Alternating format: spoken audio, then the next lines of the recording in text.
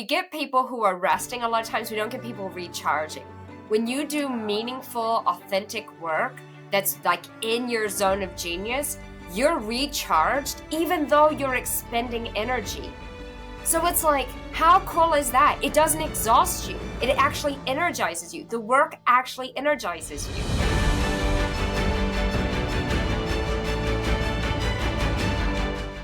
Yeah.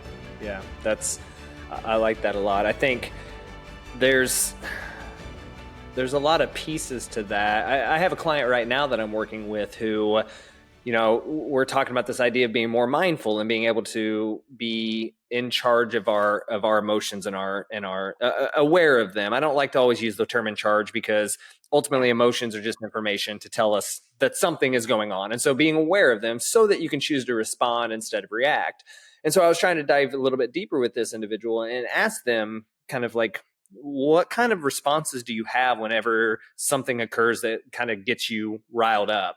And they're like, and it took 5 or 10 minutes before we could really get to like, I get a sensation of like, I start to raise my voice a little bit. I'm like, yeah, but like, what else is happening? And so they really weren't that aware of the fact that there were physiological responses happening. And that's just so true for so many people. They don't realize that there's a somatic reaction to these things that are happening. Like, to your point, curling up and protecting our abdomen, that's a very, very innate response to fear and to some sort of either aggression or something that could potentially harm us.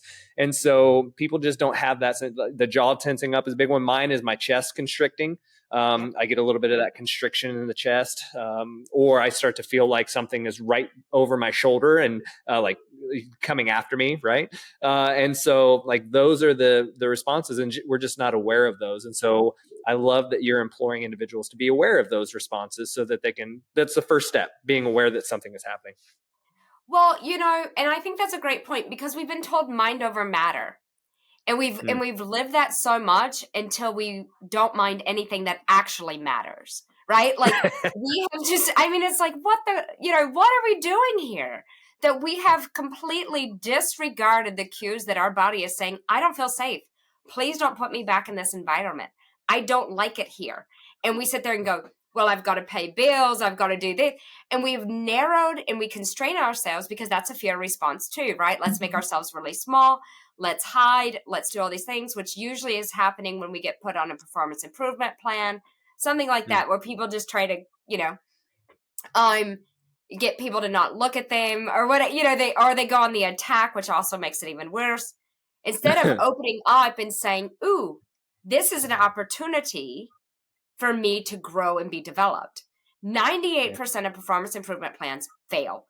We lose the employee because they are not seen as developmental. They're seen as adversarial. And that is something, again, that occupationally we've got to change.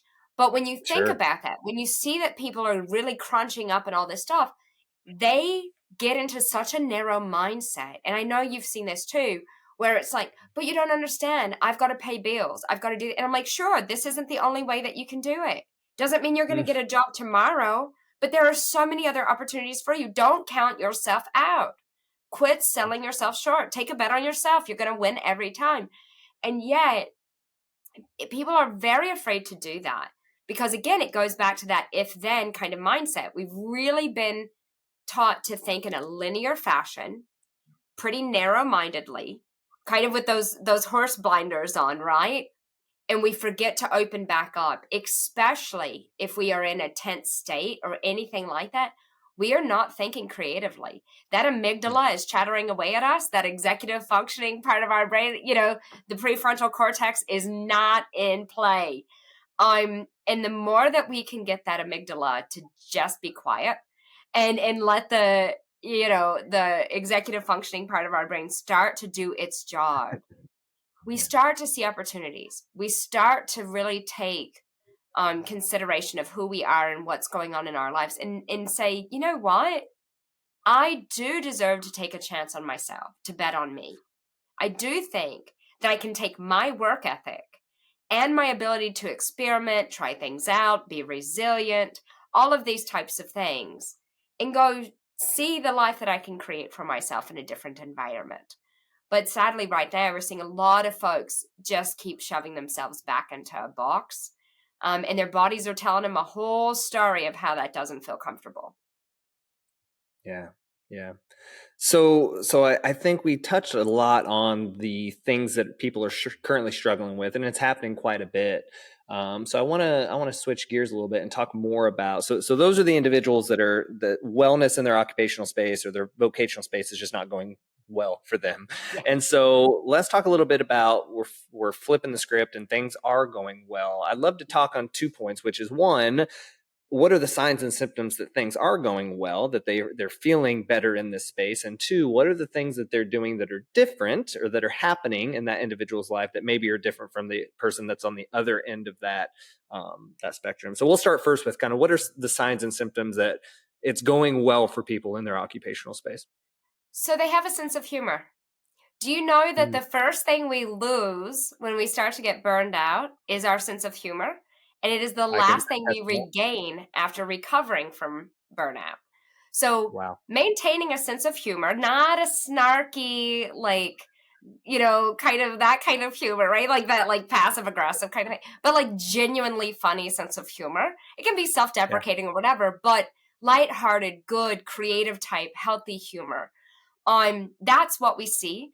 We also see a lot of creativity on people being willing to experiment, understanding that, like, hey, let's try this. If it fails, well, we'll learn in the process. Really embracing the process of learning, of trying new ideas, versus this, like, well, we stuck to this plan, we've got to follow it through. This is how it's, that really, horse and carrot kind of thing. So it's the more expansive mindsets, vision, that we see, even out of people who could be highly analytical. But we start to see those individuals that are thriving in their workplaces. We see them get into that psychological flow, right, where they can work for hours. And it's not workaholism of trying to prove themselves. It's genuine, meaningful, cup refilling type work, right? I mean, right now my cell phone is not charging; it's resting. And so we get people who are resting. A lot of times we don't get people recharging. When you do meaningful, authentic work that's like in your zone of genius, you're recharged, even though you're expending energy.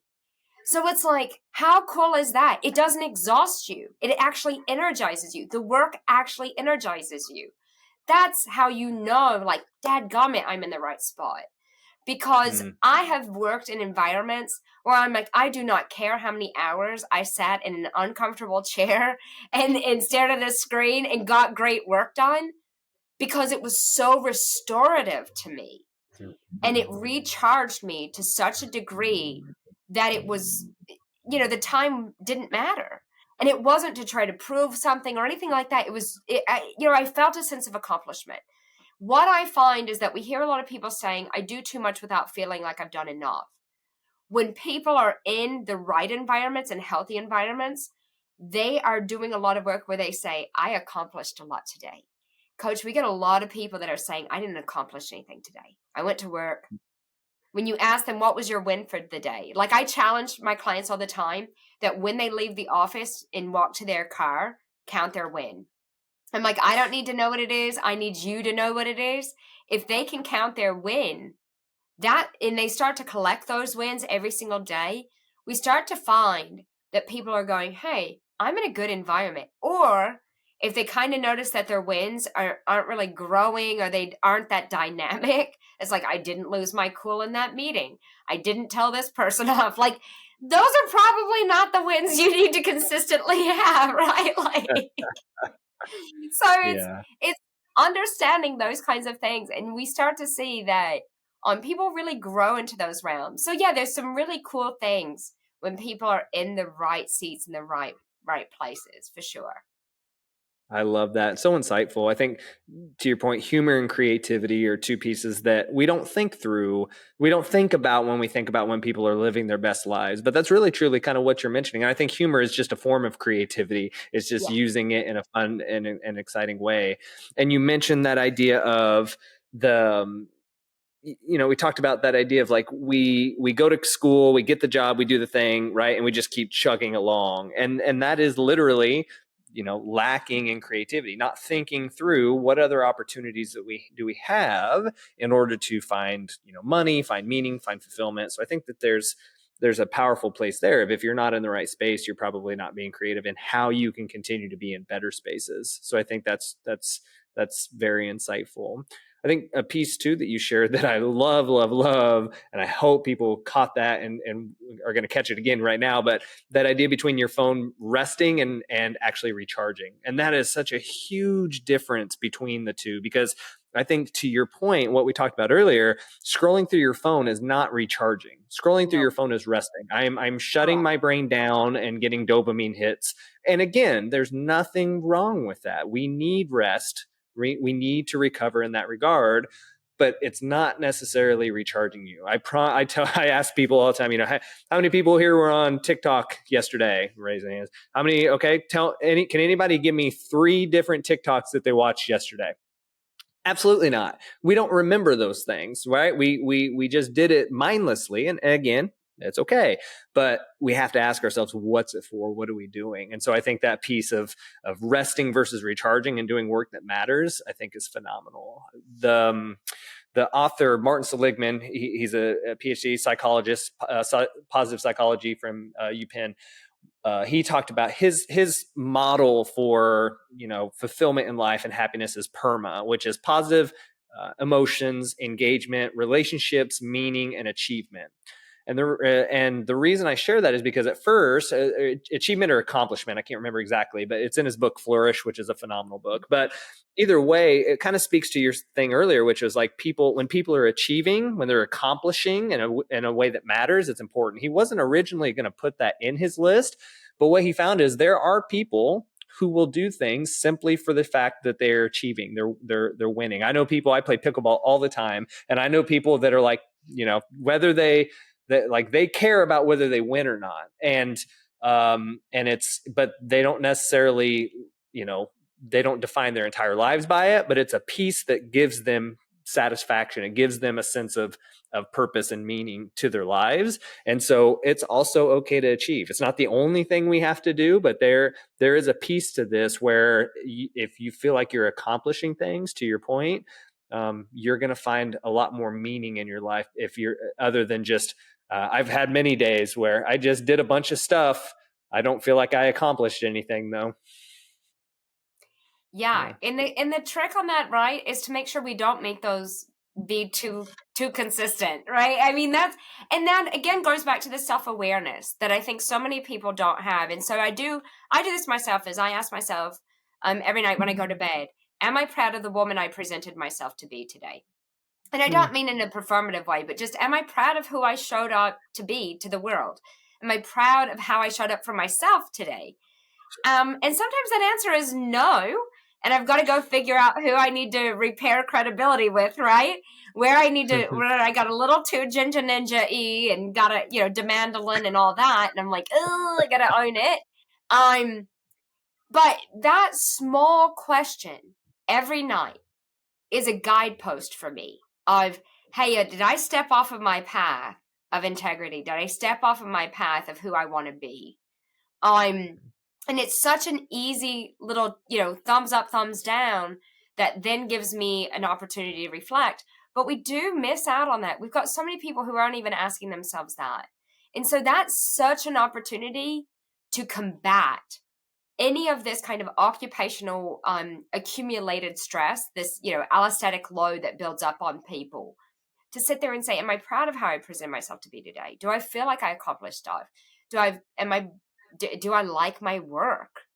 Do I like my colleagues? Do I like the work that I do every day? People are not asking themselves those questions. And it sounds simple, but it's just not getting done. And I think that could be a way to really combat this. Yeah, that's really powerful. There's a book called Triggers. I don't know if I have it back here on my bookshelf. I'm looking, it's somewhere around here. But by Marshall Goldsmith, and he has kind of a list. He recommends you do questions at the end of your day, similar to what you're saying. And yours is a thumbs up, thumbs down. His is a little bit more like 7 or 8 questions, and it has to do with like, did I accomplish something today? Those types of things. But just kind of checking in and measuring whether or not you feel as though you were successful, and that gives you that chance to lean in and to reflect on your life and the things that you're doing. So that kind of segues really well into my next question for you, which is, what are some things that people can start to either measure or do to be cognizant of these things so that they can see either A, I'm not where I need to be, and they can assess that, or they can say I am growing, or I am where I want to be and I want to maintain this. What are some thoughts? So I love that you just said growing, because I always use that as my thing, right? So on LinkedIn, if folks follow me, I'm always like happy growing or grow forward, especially whenever I'm in the trenches. And I think there's 3 questions there. Do I know where I want to grow? Do I know where I'm growing? And do I know where I need to grow? All 3 of those could be different answers. We need to have a very good assessment of what those 3 answers are. And I think that's a good checklist for folks. I think it is asking people, when I come home from work, do I feel exhausted or energized? Now, some days you're going to say, I feel exhausted. And that is okay, even when it's a healthy workplace, even when you're really well aligned. Mm-hmm. But making sure that it's not a consistent pattern of exhaustion. That's where you've got a problem. So it's really taking these barometers of where you're seeing consistent trends, because that's going to tell you the story. Yeah. Absolutely. I think the trends piece is also really, really important, because that's to me, like, it's not snapshots. You'll see my logo right here. I got a sign that it's a trend line. If people can't tell that, it looks like a mountain, but with the data line over it. And there's dips. There's a reason there's dips, because it's not a linear path. And so I think it's important to understand trends, but you can't understand trends if you're not measuring those trends, if you're not taking time to reflect. And you mentioned this idea of school kind of getting it wrong in terms of like, you're going to go down this one path and blah, blah, blah. I also think one of the struggles that we've learned from schooling is do the work, take the test, get the A, B, C, D, whatever, and then move on to the next test. We never take the time, students don't, and I was one of them, so I understand, because it's the way the system works. We don't take the time to go back and go, what went well? What went wrong? How do we work on that? And so there's the piece of reflection, which is the test, assessment, which is the test, and then the reflection on what can we do better next time. And so I think taking these measurements is really important. Well, and you hit on that, right? So that K through 12 learning, and even into undergrad, it very much is linear thinking. We've been conditioned for linearity. And even in our corporate lives, we're conditioned to always move directly up in our career pathway versus maybe horizontally, diagonally. We don't really think about other. So it's always this linear component. And I think that stifles us. And it keeps us from seeing this really panopic, robust, holistic type view, which really helps us grow. And that's what, I said my biggest fear is being a one-trick pony. Like, it really is. I'm so afraid that people are going to be like, I've heard all she has to say. There's nothing else I can learn. So the other part of this that you just hit on is the evaluation component, which is what we're so weak on. I used to be a basketball player until I found out I was short. And that was a really hard day for me, coach. At 4'11", I was like, my coach took me aside and said, "You're not a basketball player." And I was like, "What are you talking about? I've got a jersey, number 15, after Mickey Tettleton, right? My favorite all-time baseball player." But I used to be a basketball player. And the biggest thing I knew was to do that follow through, was to, what went wrong, all of that kind of stuff. So we do teach that in sports. So let's go back with that for just a moment. In sports, we spend 90% of our time training, reviewing, reflecting, 10% executing. In the business realm, we have that flipped. And I don't even think we spend 10% reflecting, reviewing, training, any of that kind of stuff, right? I think we are spending majority of that time just constantly performing. And that is where we're not doing our best work. That's awesome. That's there's so many nuances to that, and I think that there'll probably be another conversation on this for sure, because as we wrap up, we're bringing up so many important things, and I couldn't agree more. So as we do wrap up, and we start to think about these high achievers and these individuals who continue to want to do their best, but also recognizing maybe that adding more to their plate. I tell my clients all the time, adding more is no longer an option. So we need to figure out how to take some off and still be able to perform well. And so two things I like to ask all of my guests are, for the thinkers and the doers, the thinkers out there, they want to learn more. They want to continue to dive deeper into this. What book or resource would you recommend that they look into to think through this a little bit more? There's a phenomenal book that I really love that I hope it would make a connection to many of the listeners. By Brad Stoltenberg, and it is called Master of Change. It is my favorite. I have a PhD in change, so to read.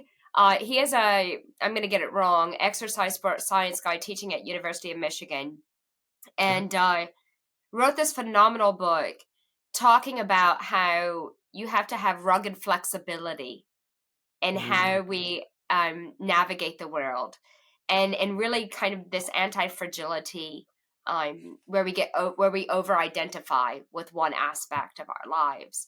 And so yeah, I think Brad's book, it's an easy read, but it's a brilliant one. I think folks will take a lot of notes in the margins. I highly encourage them to. And Brad's on LinkedIn. He's very active on Instagram as well. Just brilliant insights from that gentleman. Absolutely. Yeah. That's great. I love it. And then for the doers out there, not necessarily two different people, but could be the same person, but the ones that want to start to take some action, what kind of habit would you suggest that they start to do to lean into this idea of becoming more vocationally well?